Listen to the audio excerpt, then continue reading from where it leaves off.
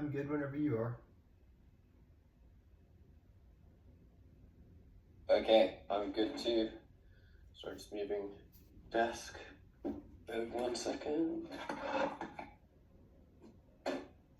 Okay, acknowledgements. Got a lot of people to thank, it looks like. Hey, yeah, dude, do you know how to pronounce Naren's last name? Is it Ariel or I just Ariel. Ariel? Like 3 syllables? Yeah. Okay. Yeah, that is just how I must confess. That's how everyone else has done it. Okay. I've never actually asked directly what it is, but that's what people say in their books. Let me check. I sent a quick email to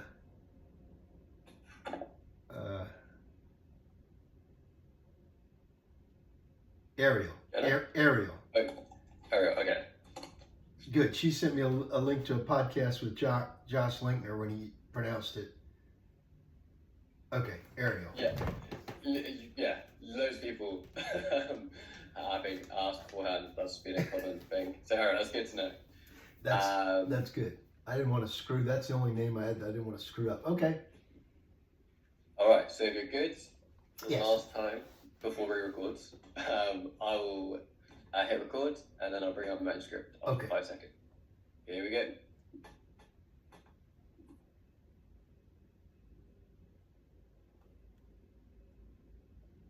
Acknowledgements. Writing a book is not an easy task. Doing so has been a lifelong dream of mine. I typed the original notes for this book a few years after I finished my job as an aide on a first-generation electric typewriter with a small memory disk more than 30 years ago. Those notes remained in a filing cabinet in a closet for many years. The pages are wrinkled and yellow, but they have finally come to life.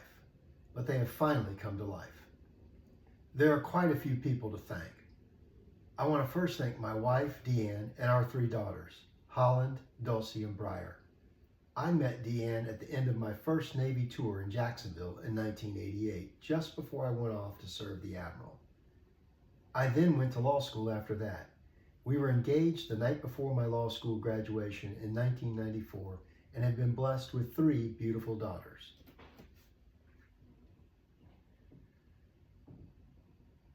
Deanne and our daughters have seen the best and the worst of me over the years. They have put up with many days of my being on the road, either for the Navy Reserve or the demands of my legal jobs. I thank them all for their love and support. I hope we enjoy many more summer vacations in Nantucket, holidays at the Grove Park Inn in Asheville, and staycations at the Sanctuary on Kiowa Island. Thank you, and I love you. I started writing this book when the pandemic hit, as I was tired of the boredom and isolation.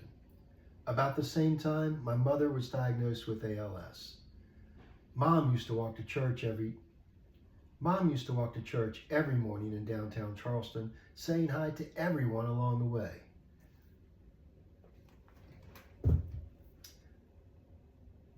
Mom met Dad when they were young students in college at Ole Miss. They got married right after college, as Dad also went into the Navy. When he retired as a Navy captain in 1987, he gave me his ceremonial Navy officer sword. I had just finished flight school. It remains one of my prized possessions, in addition to a Black's Law Dictionary my parents gave me in 1990 when I headed off to law school. Mom and Dad provided editorial guidance and always asked me how the book was going.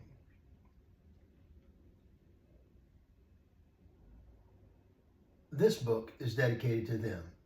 Even on Mom's worst days, she never complained and always said thank you.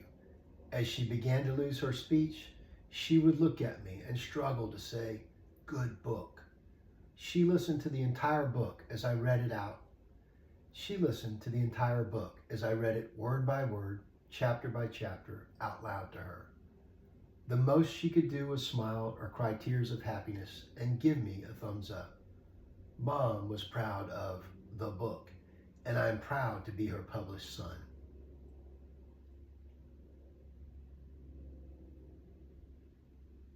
I hate what she went through, but I was blessed to have my dad, brother Eddie, and sister Debbie there to surround her. I hate what she went through, but I was blessed to have had my dad, brother Eddie, and sister there to surround her with care and love. We were all there with her when she passed away in July of 2023. In July 2023. To my siblings, Eddie and Debbie, that year was not easy for us. Mom surely did not deserve to leave this world as she did, but I know we surrounded her with love, and you were always there for her. Debbie taking care of her every need and coordinating the doctors, caregivers, difficult conversations, and hospice. Eddie was ever present, always making Mom laugh, taking her on rides out to his weekend house on the Tugadoo River, and going by to help them every single day. Mom is in a better place now, and I'm grateful for that. Thank you, Cindy, for helping us as Mom's caregiver and for the countless hours you spent with Mom and Dad.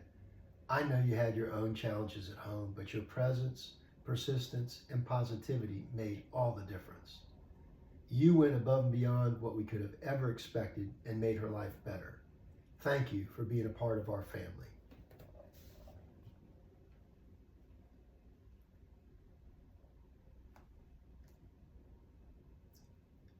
It was not easy being a reservist and managing that career along with my primary job and family. I call that the reserve triangle, balancing the ongoing demands of the Navy, family, and a primary job. However, my career in the Navy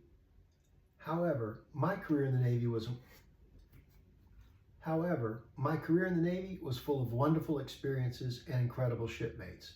I want to thank all the shipmates with whom I served in VP 56 and VP 62. Some of my best friends are those who flew with me in the P-3 Orion out of Jacksonville, Florida. I thank them for their service and friendship.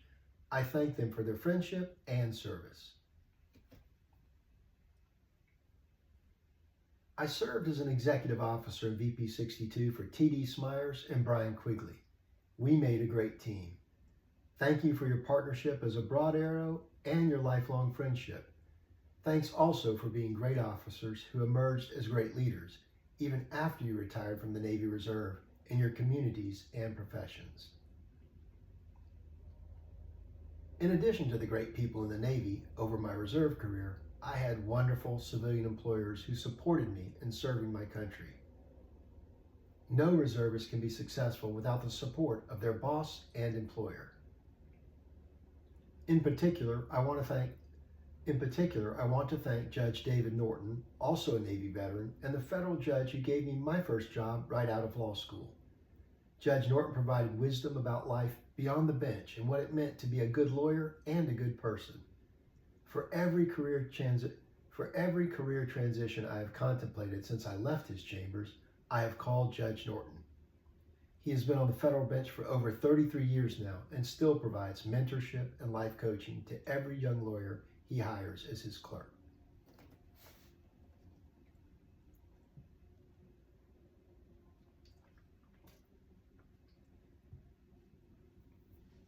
He has been on the federal bench for over 30 years now and still provides mentorship and life coaching to every He has been on the federal bench for over 33 years now and still provides mentorship and life coaching to every young lawyer he hires as his clerk.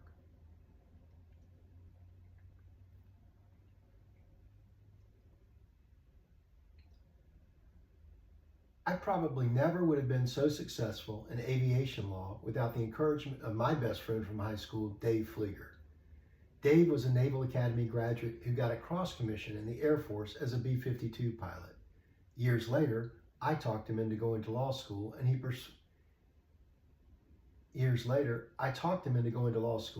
persuaded me to join him at Delta Airlines. Years later, I talked him into going to law school, and he later persuaded me to join him at Delta Airlines. We're friends for life, along with our two other high school buds, Danny Cassis and Robert Dodds. I also want to thank Greg Riggs, the general counsel at Delta Airlines, who hired me for my first in-house lawyer job. Greg was the epitome of the wise, sage, Southern gentleman lawyer, a consummate professional. I was with him in a conference room at the Airport Renaissance Hotel in Atlanta when 9/11 occurred. Greg taught me how to be a corporate lawyer and the importance of knowing the corporation's business. Years later, I was hired by Boeing's General Counsel, Judge Mike Ludig, in 2010, and then also worked for General Counsel Brett Gary. Both gave me the opportunity to continue my passion for the law and aviation by working in the world's finest law department at the world's greatest. Both gave me the opportunity to continue my passion for the law and aviation by working in the world's finest law department at the world's greatest aerospace company. Boeing is iconic, and its people are also. Judge Ludig built a great law department and entrusted me as his first lawyer in Charleston at a new multi-billion-dollar Boeing manufacturing site. After Judge Ludig retired, Brett carried on that tradition of legal excellence, stressing the importance of lawyers being present as business partners and in service to their client. Both were tough and demanding bosses, but they supported me when I got in trouble. Both were tough and demanding as bosses, but they supported me when I got in trouble once, and I will never forget that.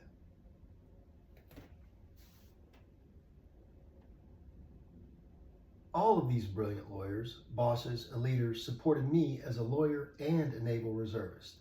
Like the Admiral, I got to know them very well also, and I learned from them. I also want to thank Hank Molinengo, also known as Mongo. Hank was my first lawyer mentor before I went to law school. As a Navy JAG officer, he helped me as a non-lawyer legal officer when I was in my first squadron. He persuaded me to go to Maine to be the Admiral's aide and to work on the same staff he was on. Later, he was instrumental in my going to law school. Hank became an Admiral himself. This book would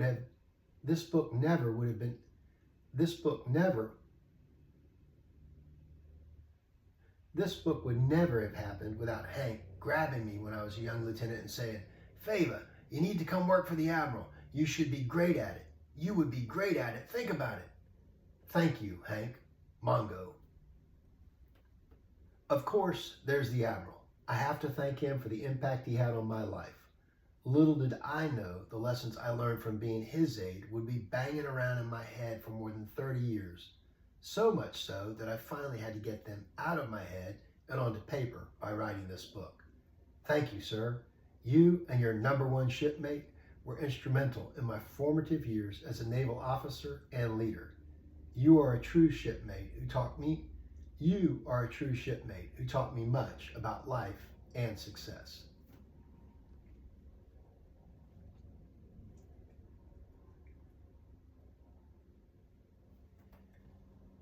This book would not be possible without the talented staff at Amplify Publishing Group, led by Naren Ariel. I started this journey with another publisher and was guided by Chaz Hope and Hussein Al-Beidi. Thank you, Chaz and Hussein, for your early coaching and guidance. When that original publisher shut down overnight, I reached out to Naren, and he was incredibly empathetic, credible, and helpful. Naren and Jess Taylor helped me navigate the process and get on board with APG after a disaster. Naren and Jess Taylor helped me navigate the process and get on board with APG after a disastrous experience with my first publisher. Sorry, I was just going to say, you didn't say the APG part here. Oh, okay. I just want to do that sentence again and we can add it in. Okay. This book would not be possible without the talented staff at Amplify Publishing Group, APG, led by Naren Ariel. Okay, great.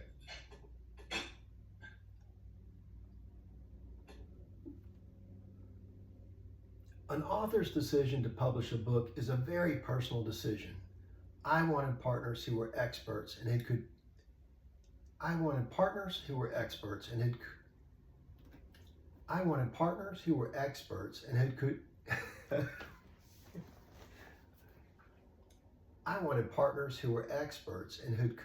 who would produce I wanted partners who were experts and who would produce a professional product and push me to the end with editorial and professional advice on every detail.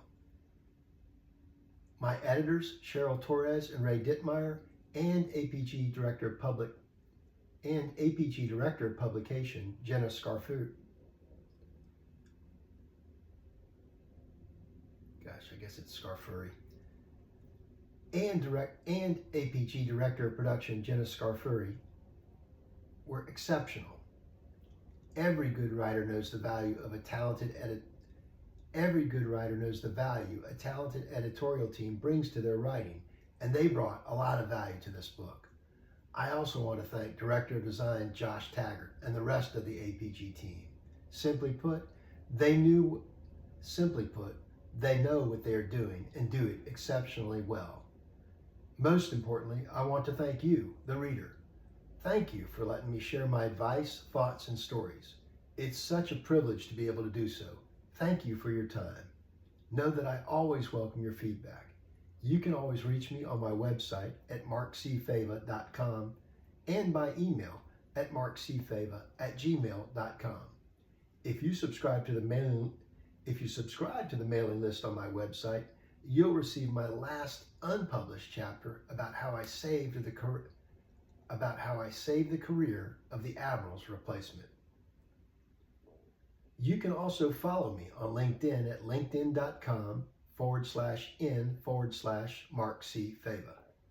I love telling these stories as a live speaker also. Many of them are even better told in person. Give me a call and let's discuss speaking at your event.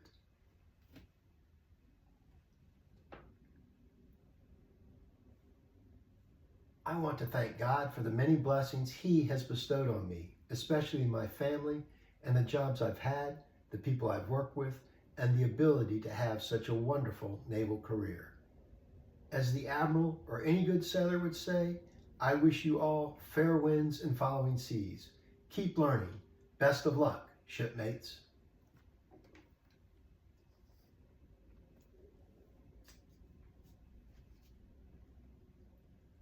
Okay, good. And then this is kind of up to you. It's not, some authors want to include about the authors, others decide not to. I typically like to include it just because I think it's important to give additional information or just added context. Yeah. So again, okay. Let's do it. All right, see. Okay. Let's do it. About the author. Mark C. Fava is a career aviation lawyer and retired naval flight officer. He is a prolific writer and entertaining speaker. Mark retired from the U.S. Navy as a captain, having commanded 3 units, including an aviation squadron. He has been a law firm partner and a corporate executive lawyer. He has been a law firm partner and a corporate executive lawyer. He has written numerous articles, including What I Learned from the Judge in the South Carolina Lawyer and Steering Through a Crisis, Lawyers as Leaders in the Washington Lawyer. As a law school adjunct professor, he has also taught aviation law and legal writing.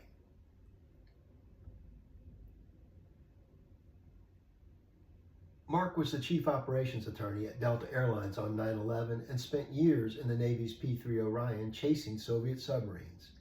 He has practiced law for more than 30 years and is currently a vice president at the world's largest aerospace company.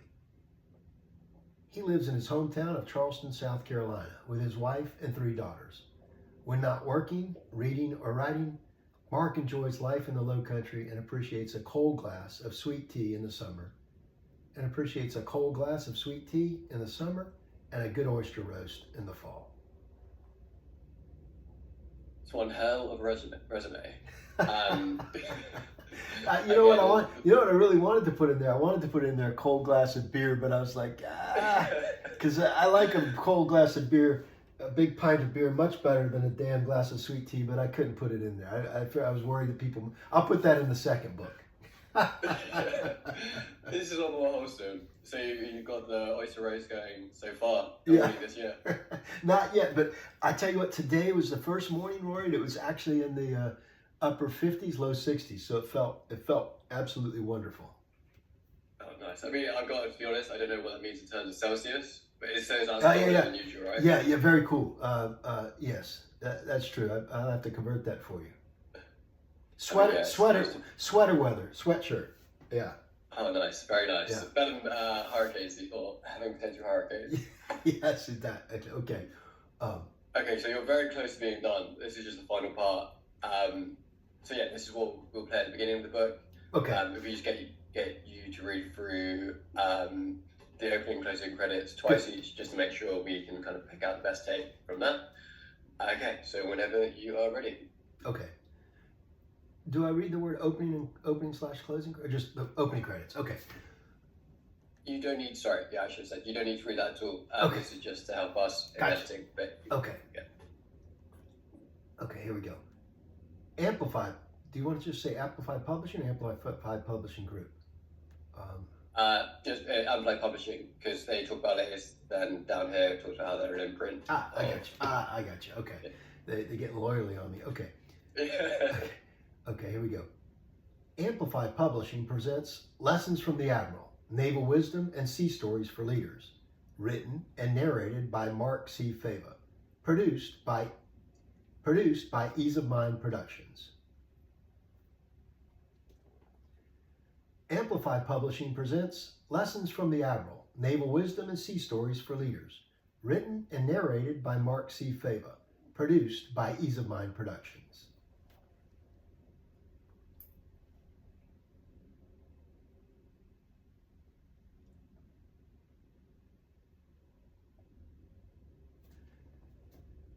This has been Lessons from the Admiral, Naval Wisdom and Sea Stories for Leaders, written and narrated by Mark C. Fava, produced by Ease of Mind Productions, published by Amplify Publishing, an imprint of Amplify Publishing Group.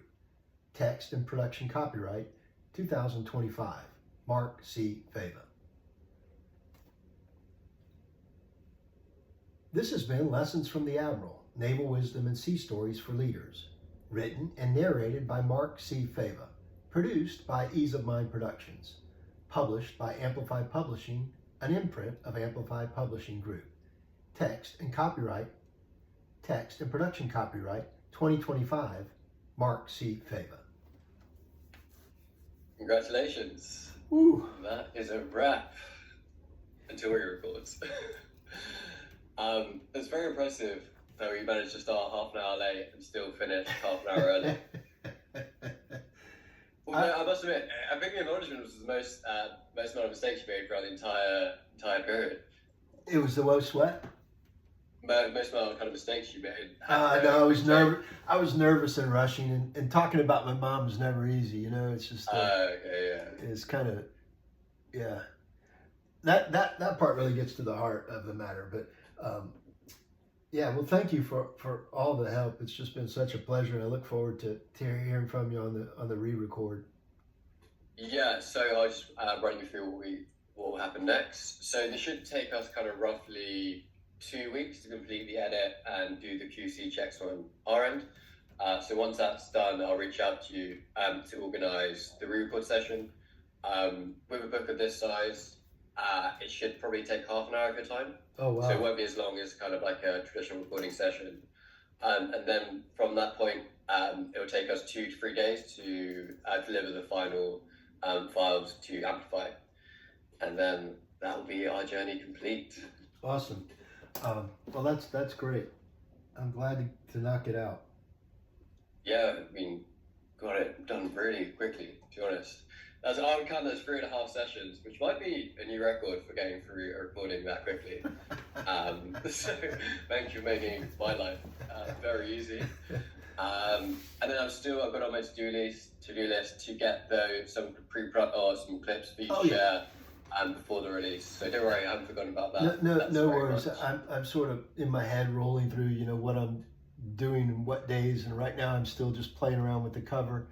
And I just showed the back cover on LinkedIn, and then next week I'll do the reveal of the website. So just slow build up would be great because it's amazing the number of people who have just asked me about the audiobook. Even the guy I talked to, Judge Norton, who was my mentor that I mentioned in the acknowledgements, who first hired me.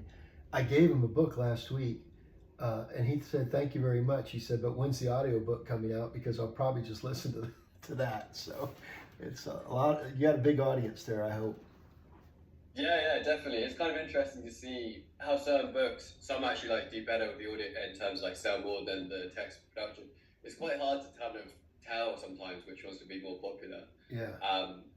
But just the reason why we've been able to be fairly successful is because people do just, there's a kind of big rise in people listening to audiobooks. Just the fact you can do it on the go, like, well, for me personally, when I'm driving in the car, right, that's when I really kind of have the opportunity to listen to an audiobook, and really that's kind of what I think most people do as well. So yeah, and also the personal connection that you build is great. Yeah. It'd be good for you if the kind of one thing you're hoping out of the book is to get more speaking opportunities. Hopefully people can hear your voice, hear your passion, and kind of sense of humor come through on the audio recording. Well, that's how it's a big funnel, right? Because when I spoke on the legal article, what I learned from the judge, which was about this judge, it was just a 10 or 15 page magazine article, and I gave a presentation on that, and someone said the same thing. Well, why don't you write more? I mean, so I said, okay, so it's nice if it feeds upon itself, and that's sort of what I was pitching and hope to pitch in the podcast. So, to younger attorneys and to young officers in the military, that would be really great if I could capture that audience, because most people read it and they think I am the Admiral. They say, "Oh, lessons from the Admiral. Can't wait to hear what you said." I said, "No, I wasn't the Admiral. I was just the knucklehead looking up to the Admiral," and that's why it's so different. So. No, it's very interesting. I feel like I've learned a lot as well. I was also going to say, it's interesting the fact, so one of the books we're working on yesterday, kind of you talk about the importance of seniority, and this book was how like you shouldn't pay any attention to seniority, you need to just, if you have an idea, it's kind of interesting to hear different approaches and like what works for different people. Yeah. Well, what do you think? You think it's an okay product, a good book? Yeah, I think it's a great book. I think it's something like the U.S. Navy is something so kind of separate from my like day-to-day life. That's why I feel like a lot of the lessons, it's stuff I kind of hadn't considered, or the life that you had when you're working for the Admiral. I can't quite imagine it, to be honest. It seems so distant from me. Yeah. But I can only, as you've said, it was such a good learning experience, and like a lot of success that you've had in life has been through that 1 year that you spent with him, has kind of contributed to a lifetime of doing pretty well as that kind of by the author said.